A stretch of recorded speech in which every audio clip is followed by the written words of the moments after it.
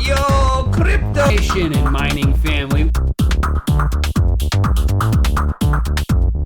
Crypto nation and mining family. What's going on? And of course, like always, it's not financial advice.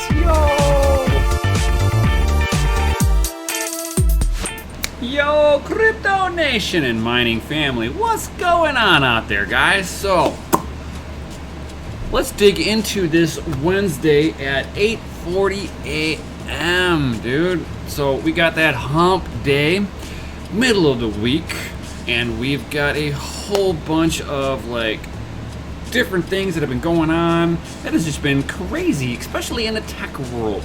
So guys, if you haven't checked it out yet, Nvidia has released their new drivers.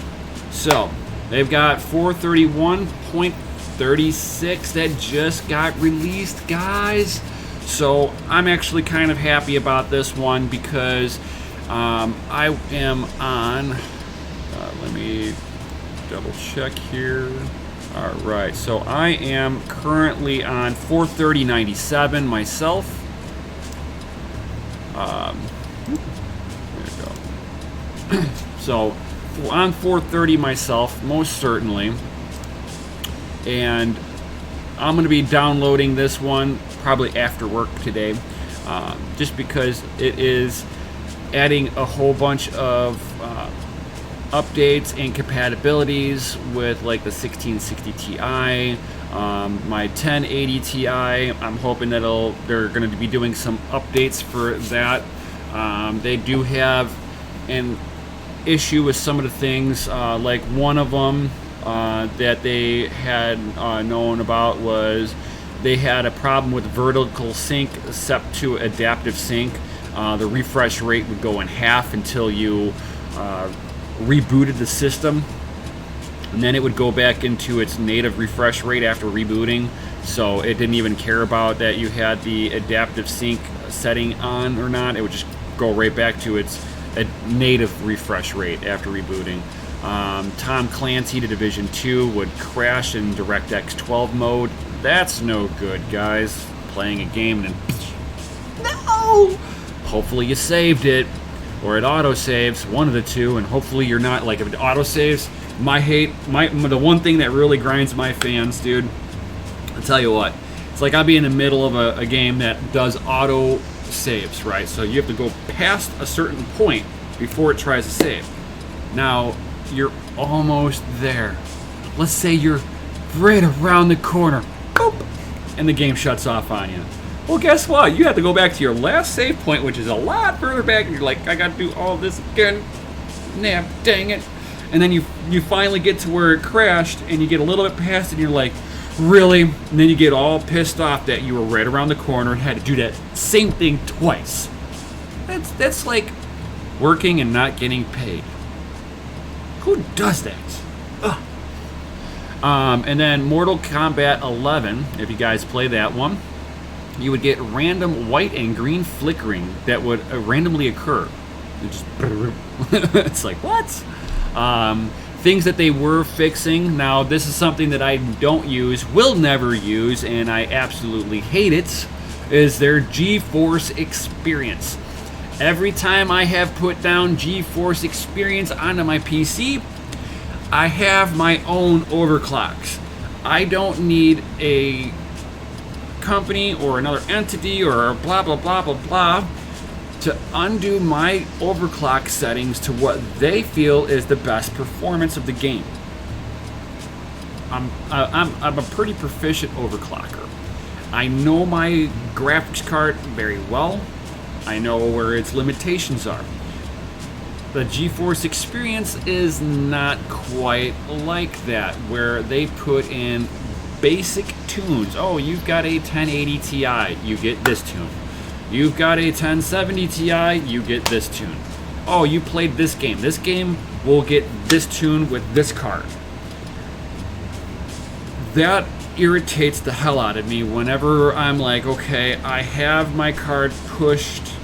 I have 2 or 3 different settings that I'll put on there depending on what game I'm playing, or if I'm mining. I don't need GeForce Experience to reset my own settings because I don't know what I'm doing. Are you kidding me? But that's my little rant about that.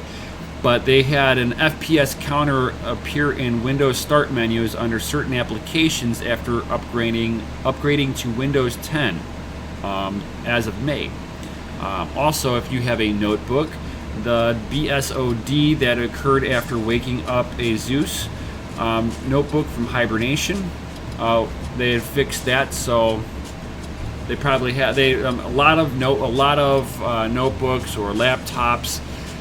Hibernation mode seems to just wreak havoc. I don't know why they allow this feature. I have always turned off hibernation mode. I think I've had 1 or 2 laptops where hibernation mode actually worked on it, but it also depended on the program that I was running. Not all programs will play nice to hibernation mode too.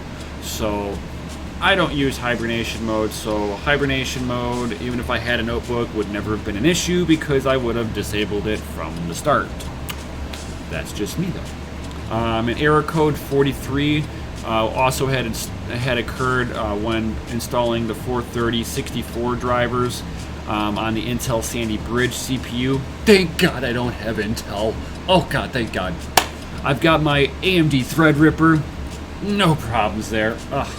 I had no problems downloading drivers at all on my computer, thankfully.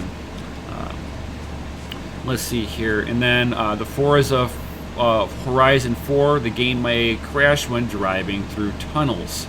So you might be in first place, going through your first lap, going through the tunnel, boom, game done.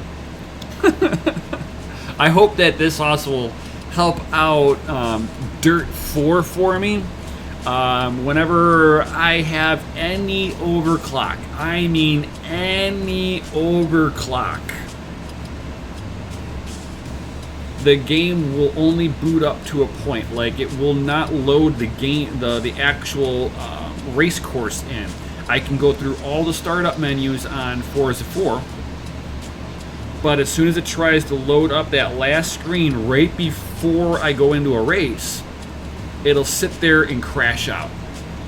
I have to turn the game off, go back into my MSI Afterburner, and put the card to stock settings with an aggressive fan on it, and the game plays fine. No problems.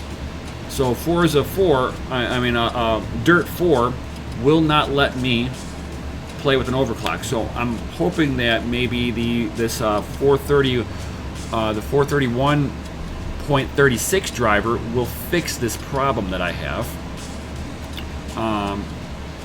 Shadow of the Tomb Raider with Pascal GPUs, the game may crash or experience a TDR when launched on Pascals. Shadow of the Tomb Raider, the benchmark quits with ray tracing enabled.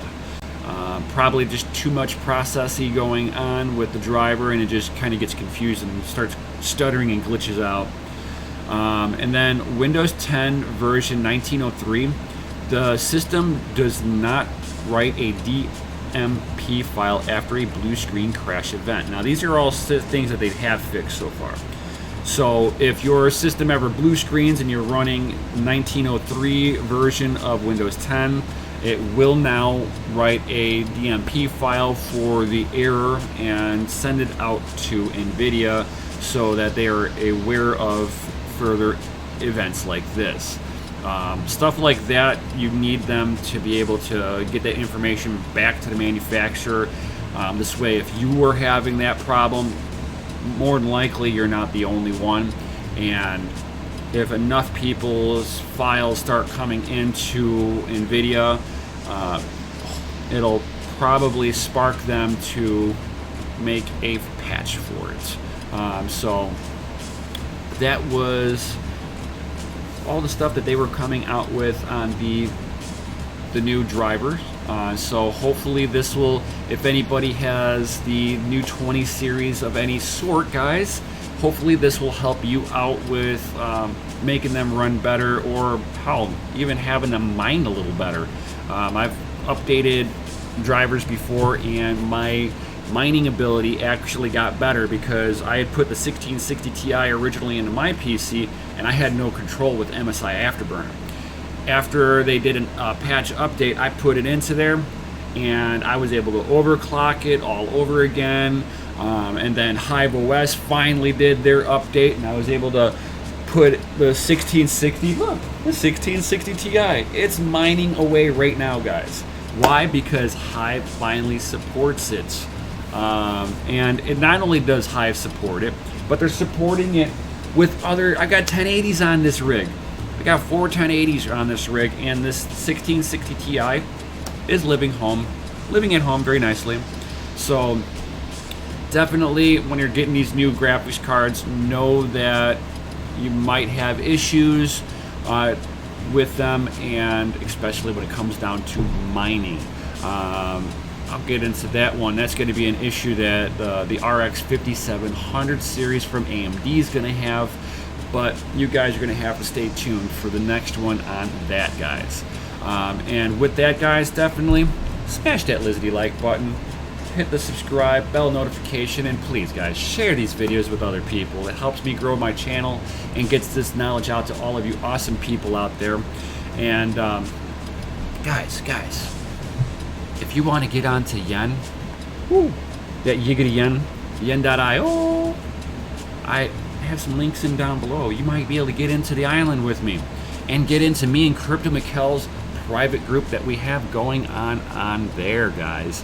And it is the best social meta exchange that you have never seen before.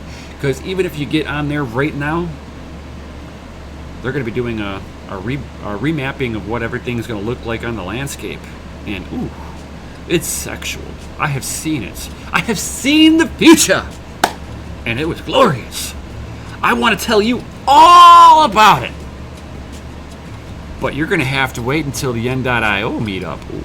Ooh. So you're just going to have to stay tuned on that one, guys. Yo!